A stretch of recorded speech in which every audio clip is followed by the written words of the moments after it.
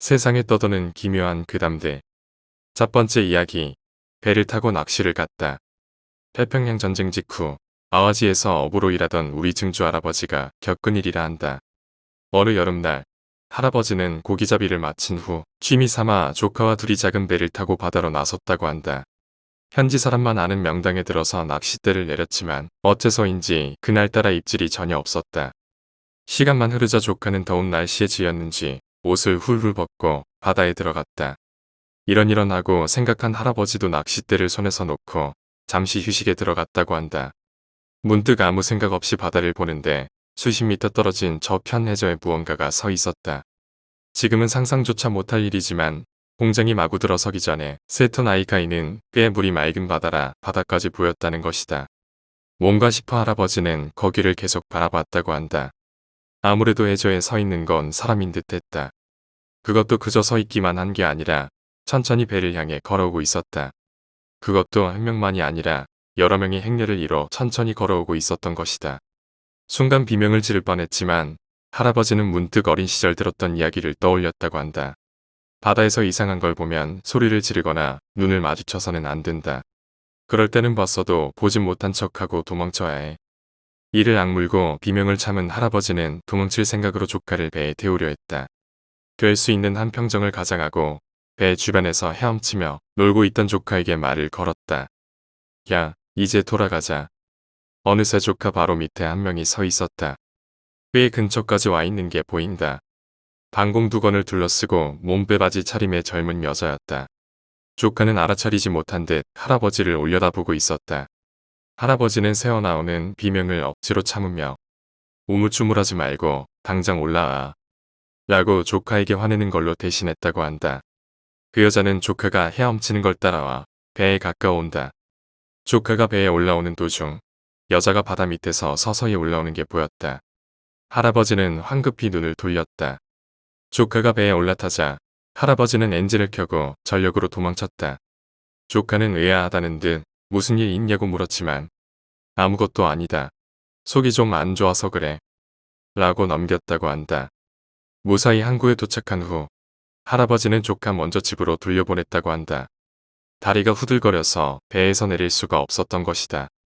겨우 마음을 진정시키고 배에서 내렸을 때는 온몸이 바다에 빠지기라도 했던 것처럼 축축하게 젖어 있었다고 한다. 두 번째 이야기, 촌동네. 내가 직접 겪은 일이다. 우리 할아버지 댁은 꽤 시골촌 구석에 있다. 어릴 적에는 자주 놀러 갔었다. 할아버지는 지하 유지 같은 위치라 땅이 엄청 많았다. 그걸 임대해주는 것만으로도 꽤 수입이 짭짤했던 듯하다. 그렇기에 할아버지와 할머니가 직접 꾸리는 건 자그마한 반미쬐기 뿐이었다. 내가 초등학교 5학년 때 나와 2살 어린 동생은 매년 여름방학 때마다 할아버지 댁에 1, 2주 정도 묵고 가곤 했었다. 하지만 우리는 장난꾸러기였기에 할아버지 댁 창호지에 구멍을 다 뚫어 놓는다거나 비누로 온갖 장난을 치는 등 말도 아니었다. 부모님은 잔뜩 화를 내며 우리를 보내지 않으려 했지만 할아버지는 그런 장난마저 그저 손자들이 귀여우셨는지 오히려 부모님을 설득해 우리가 방학마다 놀러오게 해주셨다 한다. 그래서 그해 역시 나와 동생은 할아버지 댁에 놀러 갔던 것이다. 할아버지 댁 뒤에는 밭이 있고 그 주변에는 숲이 있었다. 숲 한가운데에는 연못이 있고 거기서 잉어를 기르고 있었다. 동생은 낚시를 좋아해서 인근 호수에서 종종 잉어를 낚으면 보란듯이 가져와 그 연못에 풀어넣곤 했었다. 당연히 할아버지는 기특해하며 좋아해 주셨다. 다만 매일같이 낚시를 가서 잉어를 연못에 채워 넣었는데도 연못에 잉어가 가득 차는 일은 결코 없었다. 할아버지는 들고양이들이 잉어를 잡아먹는 게야 라고 하셨고 우리도 그럭저럭 납득했다. 그러던 어느 날 동생이 형, 숲속 연못에서 낚시해보자 라고 말을 꺼냈다. 나는 딱히 낚시에 흥미는 없었지만 할아버지가 절대 숲속 연못에 혼자 가서는 안 된다 라고 신신당부했기에 어쩔 수 없이 동생과 같이 가주기로 했다. 나는 꽤 독실한 불교 신자라 무의미한 살생은 피하려 노력하고 있었다. 낚시를 하더라도 잡았다 놓아줄지 잡아먹을지를 사전에 정해놓고 가는 게 기본이었다. 쓸데없이 뭔가를 죽이는 것에 죄악감이 컸으니까. 어쨌든 그러다 동생이 잉어를 한 마리 낚아 올렸다. 나는 잉어한테 세제를 뿌리면 어떻게 되는지 실험해보자. 라고 멍청한 소리를 꺼냈다. 내 제안을 듣고 동생도 신이 나서 우리는 집에서 세제를 가져와 잉어에 뿌렸다. 당연히 잉어는 죽어버렸다. 죽은 잉어를 보자 어린 마음에도 죄책감이 들었지만 내버려두면 고양이가 먹겠지 싶어 그냥 내버려두고 돌아가기로 했다. 하지만 동생이 형, 고양이가 잉어 잡아먹는 거 보고 가자. 라고 또 멍청한 제안을 했다. 뭐 나도 동물 다큐멘터리 같은 데서 사자가 얼룩말을 덮치는 걸 보고 멋지다고 생각했던 터였다. 그 정도 박력은 없겠지만 사냥신을 바라보면 재밌겠다 싶어 근처 수풀에 숨어 있기로 했다. 한동안 숨어 있자 숲 안쪽에 있는 가장 큰 나무가 부스럭거리며 나뭇잎이 흔들렸다. 당신 아는 고양이에 대해 아무것도 몰랐기에 아, 고양이는 나무 위에 사나 보구나 라고 생각하며 멍하니 보고 있을 뿐이었다. 갑자기 동생이 옆에서 중얼거렸다. 원숭이. 나는 응. 하고 그 나무 위를 올려다봤다. 분명 무언가가 있다. 고양이치고는 너무 크다. 지금 돌이켜보면 그 짐승은 여름인데도 털투성이었다. 그 짐승이 나무 위에서 땅을 내려다보며 나뭇가지에 매달려 머리를 아래로 내리고 있었다. 왠지 모르게 파충류 같다고 느껴지는 기분 나쁜 움직임이었다. 그 뭔지 모를 짐승은 천천히 연못으로 다가왔다. 나는 어느새인가 몸이 덜덜 떨리고 있다는 걸 알아차렸다. 옆을 보니 동생도 얼굴이 새파래져서는 떨고 있었다. 그 짐승이 다가옴에 따라 무언가 사람 목소리 같은 게 들려왔다.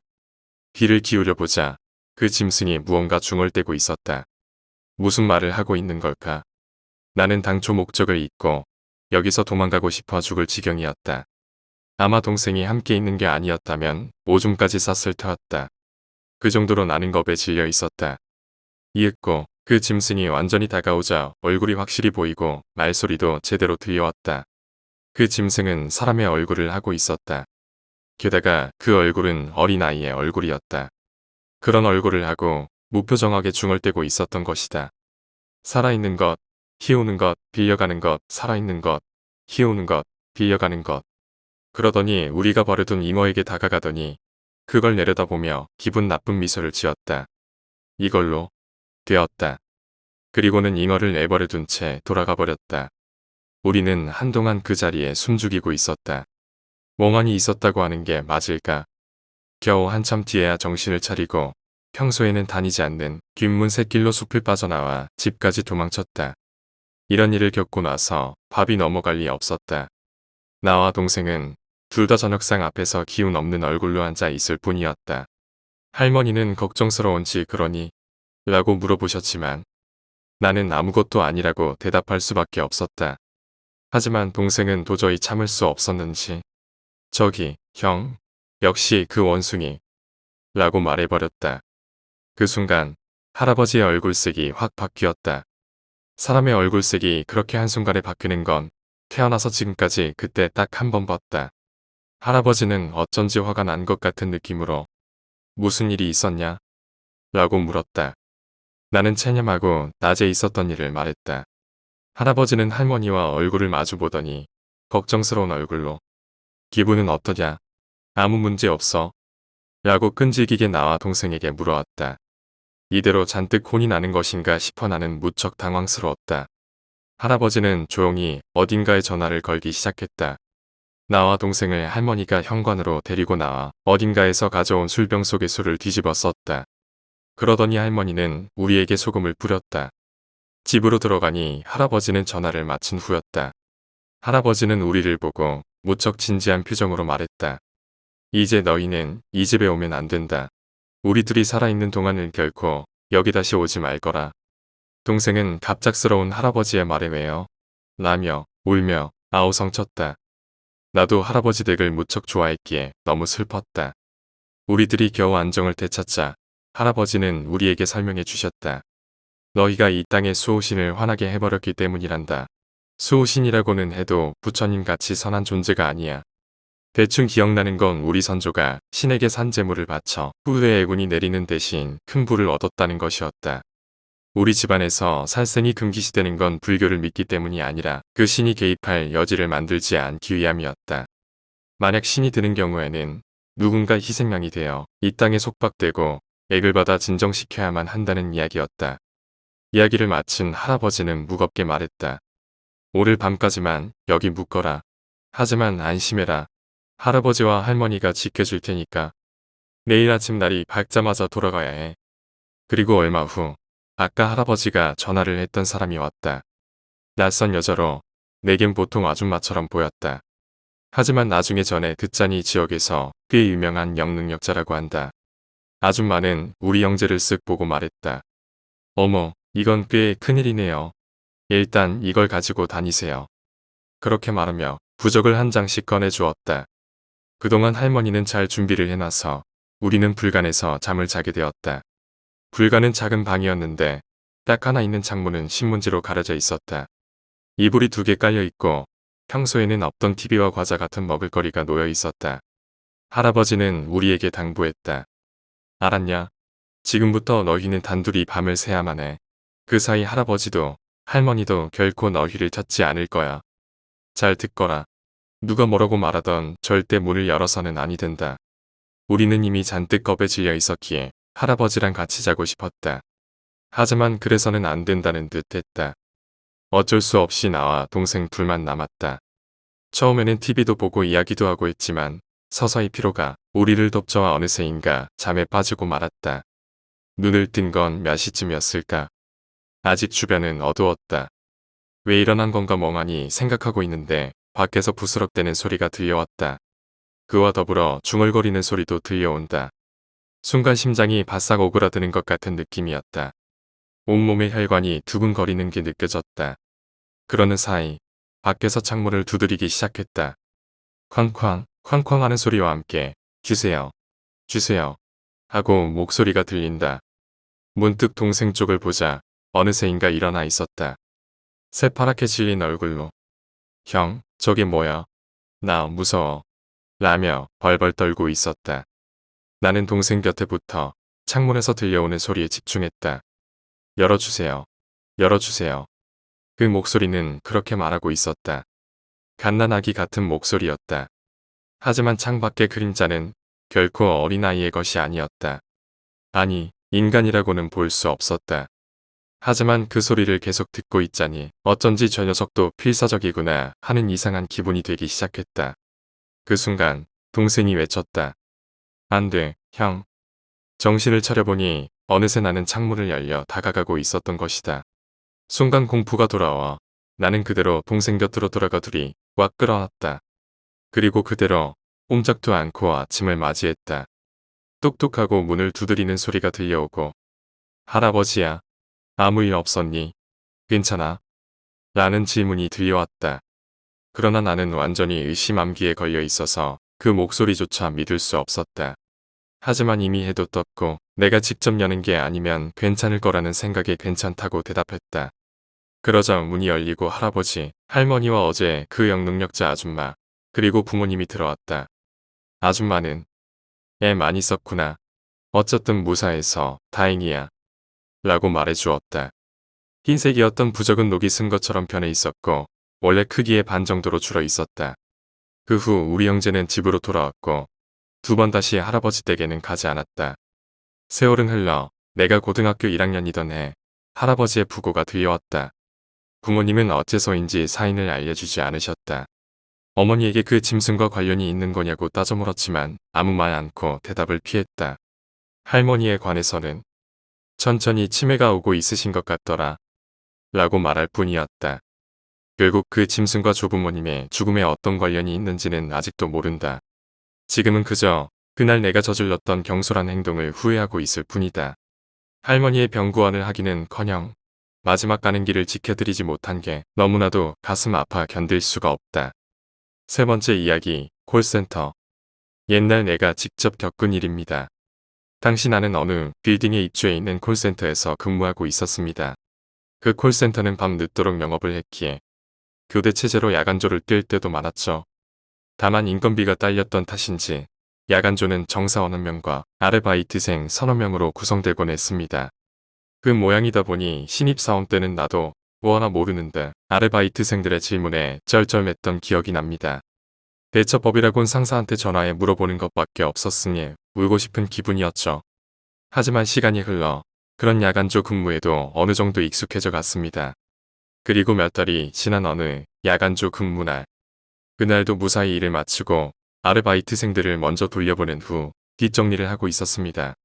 평소에는 전화벨 소리와 말소리로 가득 차 있던 콜센터가 정적으로 가득 차 있는 위화감.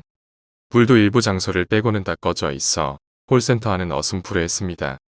나 혼자 있다는 게 실감나는 기분이었달까요. 몰려오는 전화를 받아내려 잔뜩 놓인 책상 그림자에서 뭐가 튀어나올까 무서워 서둘러 정리하고 있었습니다. 겨우 정리를 마친 건 일이 끝나고 1시간 정도 지났을 때였습니다. 밤 10시 정도로 기억합니다. 사무실 문을 잠궜으니 이제 나가기만 하면 된다고 안심했을 때 수아야 하고 물이 흐르는 소리가 뒤에서 들려왔습니다. 놀라 뒤를 돌아보니 거기에는 그 층에 하나뿐인 화장실이 보였습니다. 그 소리는 분명 변기에서 물이 내려가는 것이었습니다.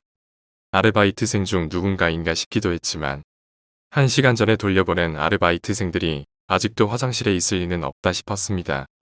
게다가 그 층에는 우리 콜센터 말고 다른 업체는 입주해 있지 않았습니다. 그 와중에도 수아야, 수아야 하고 물 내리는 소리는 계속 화장실에서 들려왔습니다. 화장실 안은 불 하나 없이 깜깜했습니다. 두려움에 조금씩 뒷걸음질 치다 문득 나는 떠올리고 말았습니다. 그 화장실은 물을 내리려면 센서에 손을 가져대야 하는 시스템이었습니다. 즉, 불 하나 켜져 있지 않은 그 어두운 화장실 안에서 누군가가 있다는 것이었습니다. 그 사실을 깨닫고 나는 빌딩 계단을 미친 듯 달려 도망쳤습니다. 그리고 얼마 후 나는 과로로 인해 그 콜센터를 떠났습니다. 작별회 때 선배에게 들은 이야기지만 나 말고도 귀신을 봤다는 소문이 콜센터 내에서는 파다했던 것 같습니다. 밤에 소복을 입은 여자를 봤다던가 하는 이야기라던가 빌딩이 세워진 곳에 오랜 이력이 있다는 이야기도 있습니다. 아마 무언가가 씌어있는 곳이겠죠. 지금도 그 콜센터에는 늦은 밤 귀신이 나타날지도 모릅니다. 네 번째 이야기, 여우. 옛날 어떤 부자가 살았는데 800이란 아들이 있었다. 그 부자는 금이야, 오기야 아들을 보며 항상 하는 말이 내가 살아있을 동안엔 너는 아무 걱정 말고 돈을 쓰면 한 번에 800냥씩 쓰거라. 였다. 그리고 800이는 정말로 나가 놀 때마다 800냥을 펑펑 쓰고 다닌다. 그렇게 세월이 지나 부모도 죽자 돈 쓰는 재주만 익힌 800이는 결국 살림이 점점 줄어 빈털터리가 되고 만다. 내가 인생을 헛살았구나. 부모님의 재산을 다 날리는 재주만 있는 내가 세상에 계속 살아봐야 몸 방도가 있으리. 비루하게 사느니 스스로 죽어 없어지자. 마음을 독하게 먹은 800이는 남 안 보는 곳에서 목을 매달기 위해 밧줄을 챙겨다 강원도의 깊은 산골로 들어간다. 그리고 경치 좋고 크고 튼튼한 나무가 있는 곳을 찾아 밧줄을 내건다. 그때 언덕 아래쪽에서 사람 목소리가 들린다. 800아. 지인은커녕 사람이 살지도 않는 산중에서 자신을 찾는 소리가 들리자 어리둥절해진 800이는 소리가 난 쪽을 쳐다봤다. 언덕 아래에선 호리호리한 여자 하나가 하얀 손을 하늘하늘 흔들며 올라오고 있었다. 험한 산길을 눈 깜짝할 새 올라온 여자는 달림 같은 얼굴을 지닌 젊은 아가씨였다. 돈 때문에 그리 쉬이 죽으려고 하는 거 아니야. 그러지 말고 나랑 같이 가자. 내 돈 구해다 줄게. 홀린 기분이 든 800이는 왠지 따질 기분도 안 들어 여자가 이끄는 대로 산길로 걸어 어느새 고래등 같은 기와집에 다다른다. 커다란 소설 대문을 밀며 들어간 아가씨가 외쳤다. 얘들아, 손님 오셨다. 상 다리가 부러지도록 차려 올리거라. 800이는 구첩 반상이 나오는 환대에 당황하면서도 오랜만에 기름진 음식이라 염치 불구하고 반찬과 밥그릇을 구멍 나도록 벅벅 긁어대며 깨끗하게 비웠다. 그리고 솜을 잔뜩 채운 비단금쯤에 누워 이게 꿈인가 생시인가 고민하기가 무섭게 아침까지 푹 골아 떨어진다. 다음날 800이는 방 안에 차려 올려진 푸짐한 아침을 먹으며 오만 생각이 다 들었다. 자신이 이미 죽고 어디 저승에 와 있는 것인지 아님 귀신에 홀린 것인지.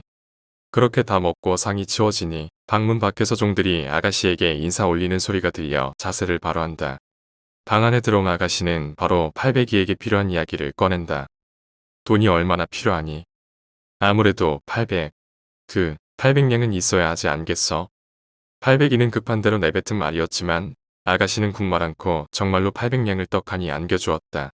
갑자기 생긴 큰돈을 가지고 밖으로 나온 800이는 곰곰이 생각했다. 예전에 흥청망청 써던 800냥이 이리도 무거웠구나. 이 돈을 내가 전처럼 쓰면 안 되겠지. 이걸 어쩐다. 그렇게 생각하며 산을 내려오니 그새 민가가 보였고 800이는 생각을 정한다. 800이는 마을을 돌며 한눈에 보기에도 궁핍해 보이는 집을 찾아가 돈을 나눠줬다. 부유한 생활과 가난한 생활을 다 해본 터라 어느 집에 당장 얼마가 필요할지 대강 눈대중이 되었다. 이른 아침부터 늦은 오후까지 그런 식으로 마을을 돌며 돈을 빈민들에게 나눠줬는데도 돈이 20냥이 남았다. 800이는 그 돈을 고스란히 산속의 기와집에 가지고 간다. 800이를 반갑게 맞이한 아가씨가 구첩반상에 저녁을 차려 올리고 그릇을 다 비운 그에게 물었다. 그 800냥 다 쓰고 돌아왔니? 아니, 한 20냥은 남아서 도로 가지고 왔소만. 내일은 그 20냥까지 합해서 800냥이 필요하니, 아님새로 800냥이 필요하니, 이 20냥까지 해서 800냥을 주시오. 돈을 받아든 800이는 그 다음날 다른 마을로 가서 똑같이 빈민들에게 돈을 나눠줬다. 그런 식으로 항상 800냥을 아가씨에게서 받아든 800이는 점점 더 먼 마을로 가 며칠이고 있다 돌아오기를 수차례. 어느덧 가을이 다가왔다. 어느 날 저녁 한참 만에 돌아와 쉬는 800이에게 아가씨가 돈을 주는 대신 부탁을 해왔다. 인제 우리 고향에서 별을 거둬들이거든. 원래는 다른 사람을 수보 사람이 부족하거나 허름한 대를 더하거나 보충하여 고치다 했는데 이번엔 800이가 가서 좀 도와주면 좋겠다. 말을 마친 아가씨는 곡식 종자 한 꾸러미를 비롯해 손수 이것저것 바리바리 짐을 싸줬다. 가면 한 달은 걸릴 텐데 일 잘해라. 거기 살긴 좋은 데니까 마음에 들면 거기서 살아도 되고. 불만 없이 고개를 주걱거린 800이는 다음날 아가씨의 고향 마을에서 마중온 짐꾼과 길을 떠났다. 아가씨의 고향 마을에 도착한 800이는 험하게 부려질 각오를 하고 왔는데 와서 보니 외지인인 자신한테 마을 사람들이 너무 잘해줘 시간이 가는 줄도 모르고 사람들과 어울리며 일도 성심껏 도왔다.